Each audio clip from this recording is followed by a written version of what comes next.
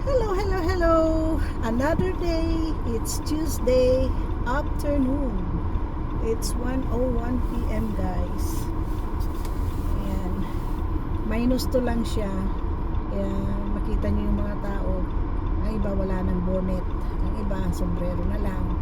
Ang iba balot na balot. Huwag lang siyang masyadong mahangin. Kasi pag humangin talaga yan, super lamig. Pero pag ganito, kaya ko pang lumabas na walang bonnet. Malamig pa rin yan.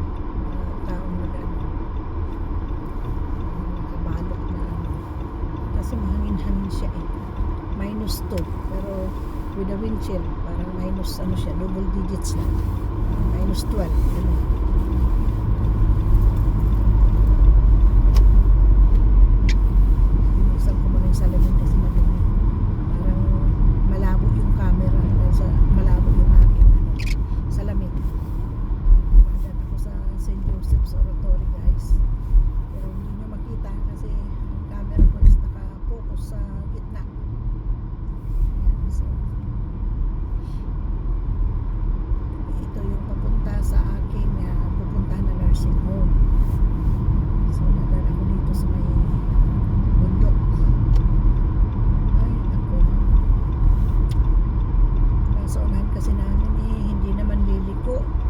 Kasi dapat sa lane na to, yun yung magto-turn left. Hindi naman siya to-turn left, andyan sa unahan. Yan. Naiwanan tuloy kami. Supposed to be nakaliko na ako. Anyways, napasaway na driver minsan. Kaya nga may ginawang 2 lane kasi left and right. Yung right, kung ikaw magra-right turn, diyan sa right side. Kung ikaw magli-left turn, dapat sa left side ka. Kasi itong kalsadang ito is 2-way sa lubungan. So, tigdala-dalawang lane siya. Kaya, dapat din yung ibang driver. Yung ibang driver hindi sumusunod ng traffic regulation, traffic rules. Yan ang dapat sundin nila kasi kasama yan sa exam.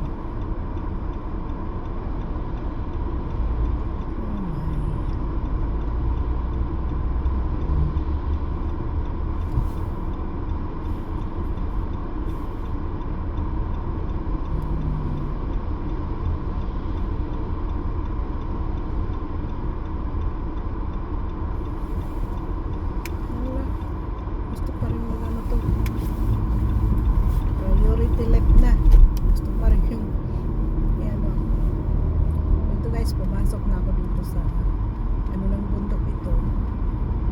Yung nanggigilid ng bundok ito, kalsada ito. Mamaya naman pababa. Kasi dito guys, marami ding dito, slope, marami ding hilly roads. Lalo na dun sa pag nakababa ako mamaya. Siya. Nakakatakot siya pag talagang sobrang dulas. Dahil pababa. Mahirapan kang i-control ang sasakyan pag pababa yung daan kasi diretso ko sa baba.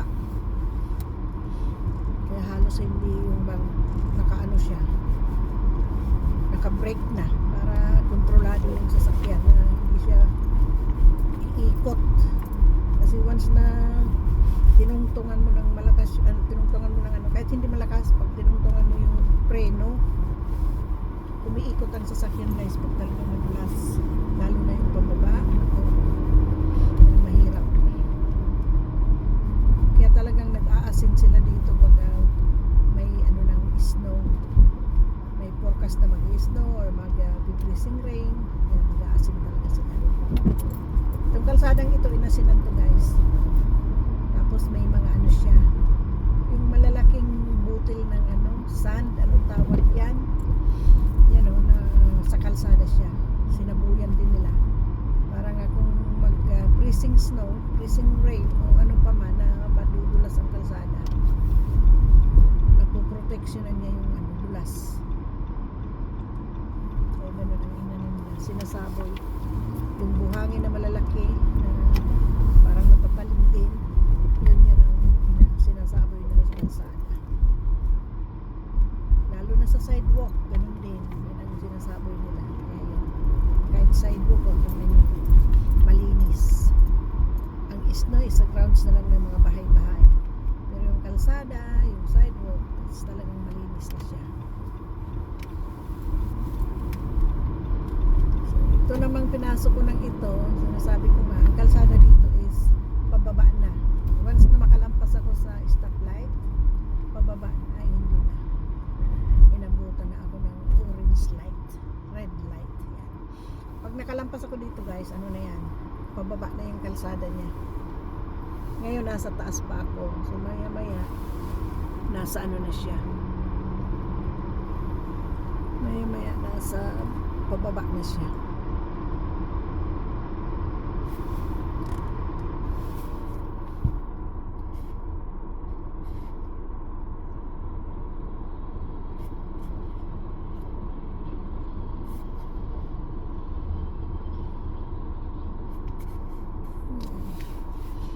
Ganito ang trabaho ko dito guys, drive dito, drive doon.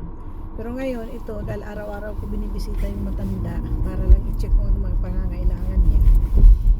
Ano lang siya, may 40 minutes, may 45, may 1 hour, depende sa ibabayad kung ihuhulog ko sa parking niya. Kung makakuha ko ng parking, minsan nag-1 oras ako. Samahan ko siya sa activity, mag-stay ako ng mga 15 minutes, gano'n. Araw-araw. Eh, sayang naman. Sayang yung kita ko doon. Saan mo kikitain yun? Kasi kahit hindi ako abutin ng 1 oras yan ang bayad sa akin. 1 o 2, depende.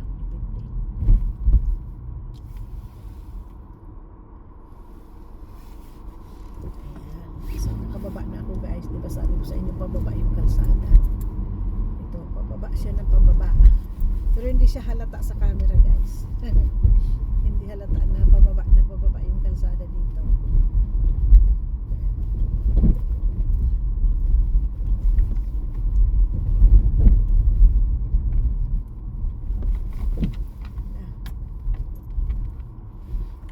Pababa ng pababa.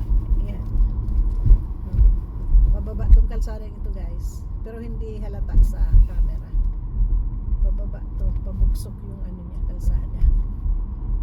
Makikita nyo doon sa daan yung kalsada, ay yung kalsada, yung sasakyan sa unahan guys, makikita nyo na sa baba.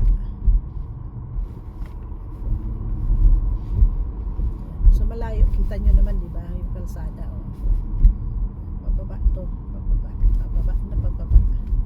Spaghetting pababa. Spaghetting pataas. Lala ko tuloy yung kanta. Spaghetting pababa at pataas. Ayun.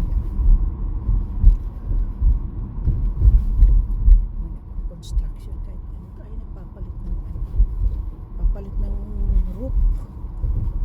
Kami noon nagpapalit ng aming bubong is winter. Yun lang, tiniming lang nila na may sunlight. Tulad nito ngayon, mainit. Kita nyo yung init din sa building, maliwanag. So, yan lang ang dito guys. So, ganito kami dito. Ganito kami dito. Winter. No, naisip ko na pag winter malamig, baka wala nang pasok. Ay hindi, kahit snowstorm pa yan, pag hindi nagsabi ang government na walang pasok, lahat may pasok. Yan ang guys, kaibahan ng ng ibang bansa sa atin. Kasi dito, siyempre, kung wala kang kapamilya, kailangan mo talaga magtrabaho, ayaw mo mag-absent, sakit ka, wala kang sasahurin. Ganyan dito, unless na matagal ka na sa yun, pwede ka na mag-sick leave, bayad yung araw mo. Pero kung baguhan, hindi ka pa pwedeng pero kung talagang masakit na, may sakit ka, pwede ka rin mag-absent or ka rin ng employer mo, hayaan kang magpahinga. Pero kung hindi ka pa kulang pa yung kasi yata 1 year is allowed ka ng 1 week na bakasyon yata, 1 year. Tapos pag 2 years na, allowed ka na ng 2 weeks yata yun. Hanggang tumaas na yung bakasyon mo. Depende sa tagal mo sa trabaho. Ako tulad ko, kung kukunin ko lahat ng bakasyon ko, allowed na ako ng 3 months, 4 months. Allowed na ako mag-bakasyon ng 4 months. Anin ko naman yung napakahabang bakasyon kung wala kang kita, wala kang pera. Magtrabaho ka na lang, maano ka pa, masaya pa, hindi ka mabuboard. Kasi pag walang trabaho, punta ka sa mall, or yung iba punta sa casino, wala, ubos ang pera mo. Oh my, wala akong parking. Mahirap ang parking dito, guys. Iikot ako para makahanap ng parking kasi nalampasan ko na yung nursing home. Kasi Martes ngayon, bawal mag-park dun sa may harap ng nursing home. So kailangan umikot ako para makakita ko ng parking. Ayun, meron. Malayo-layo nga lang, pero di ba, hindi naman siya masyado mainit. Nakakita ko ng parking, dalawahan to. Kunin ko na yung isa. Hindi ko lang ako sa hulin para paparkyan pa ng iba. So, hanggang dito na lang muna tayo, guys. Dito na lang muna si Lola, guys. At ako'y bababa na. So, see you in my next video. Thanks for watching. Bye!